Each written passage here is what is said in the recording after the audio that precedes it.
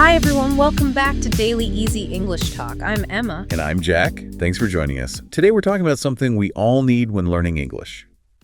How to ask someone to explain a word or phrase politely and naturally. Yeah, you know that feeling. You're in a conversation, things are going well, and then boom, a word you just don't recognize.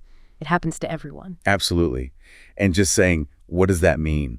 Can sometimes feel a bit blunt, maybe a little awkward, depending on the situation. Exactly. So today we're diving into 5 really simple, friendly alternatives, ways to ask for clarification without interrupting the flow too much or sounding rude. We want you to feel confident asking for help because asking is key to learning, right? So let's jump in. Okay, first up, this one's probably the most common, and for good reason. Sorry, what does that mean? It's direct, it's clear, but that little word sorry makes all the difference. Yeah, it softens it. It shows you're not trying to be difficult, just, you missed something.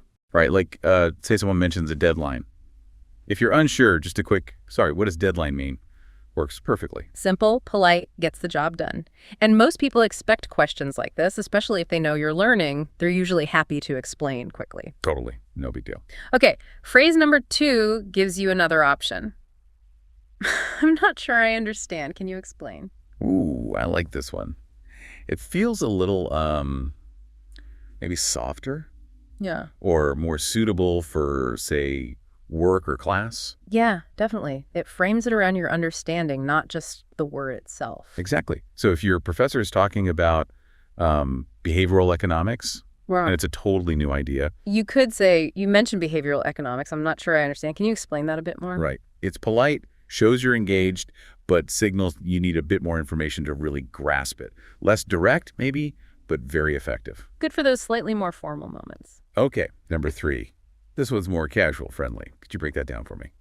Break it down. I use this sometimes even in English. It sounds collaborative.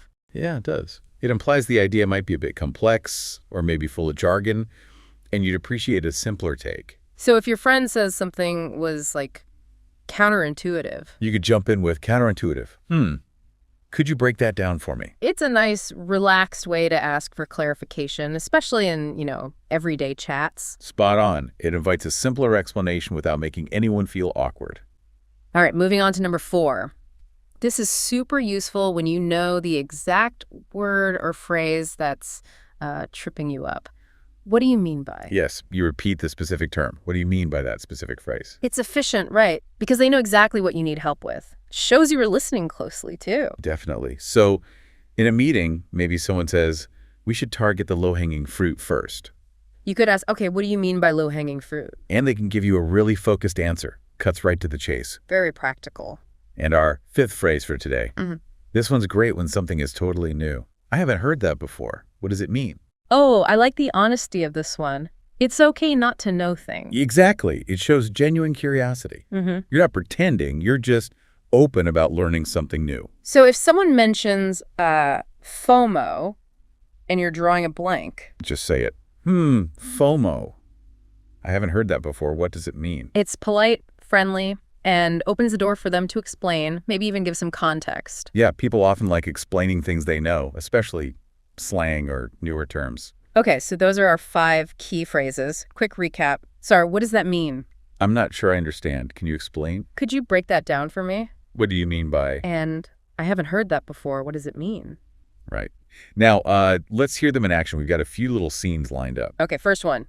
Office. Yeah, okay. Scene 1, at the office. You can be the manager. All right. Clears throat, adopts slightly formal tone.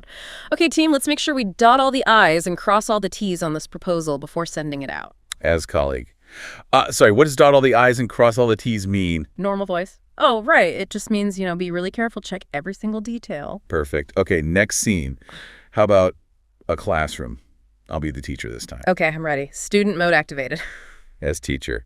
So for your assignment, I want you to analyze the inherent biases in this research paper. As student, I'm not sure I understand. Can you explain what inherent biases means in this context? Yeah. As teacher, certainly. It refers to the sort of unconscious or unintentional prejudices that might be part of the research itself. Got it. Okay, that makes sense. Yeah. How about something more casual? Friends chatting. Yes. Good one. Okay, I'm chatting with you, my friend. Ah, lay it on me. Chatting tone. You won't believe it, but he totally ghosted me after our date. As friend, ghosted you. Huh. Could you break that down for me? Yeah. It means he just, vanished. Stopped all texts, calls, everything. No explanation. Oh, wow. Okay. That's good to know the term anyway. Right. Next, business meeting. Yep. You lead the meeting. Okay. Meeting leader voice. Moving forward, we need to ensure we have buy-in from all stakeholders on this new initiative.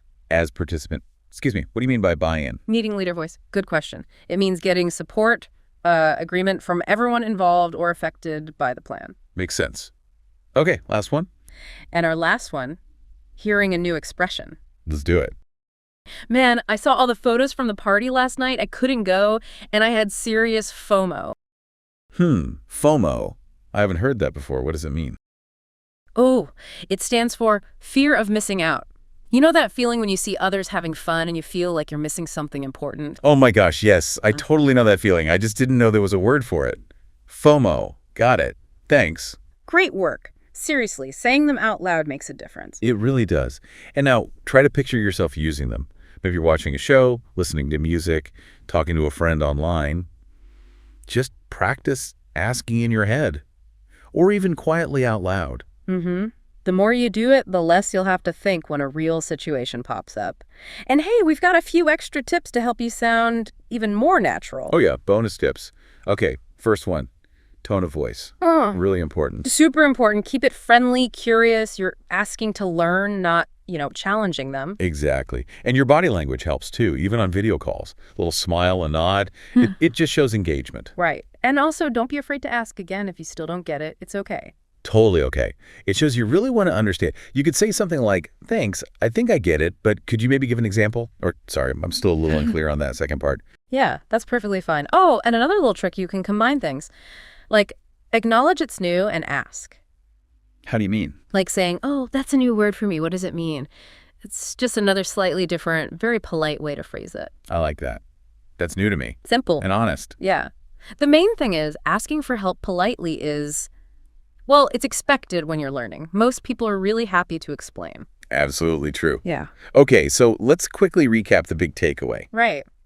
You now have 5 excellent, polite, friendly ways to ask, what does that mean when you encounter something new in English? Sorry, what does that mean? I'm not sure I understand. Can you explain? Could you break that down for me? What do you mean by?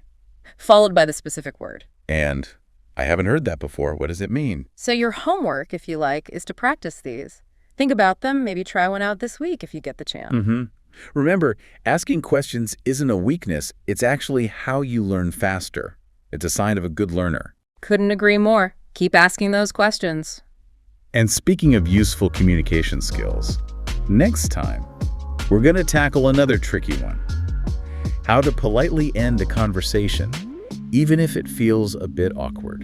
Ooh, that's a good one too. Definitely something we all need help with sometimes. So make sure you join us for that deep dive. Thanks so much for tuning in today. Yeah, thanks everyone. It was great talking through this with you. We hope it was helpful. See you soon. Bye. Bye for now. And hey, don't forget to subscribe to Daily Easy English Talk so you don't miss the next one.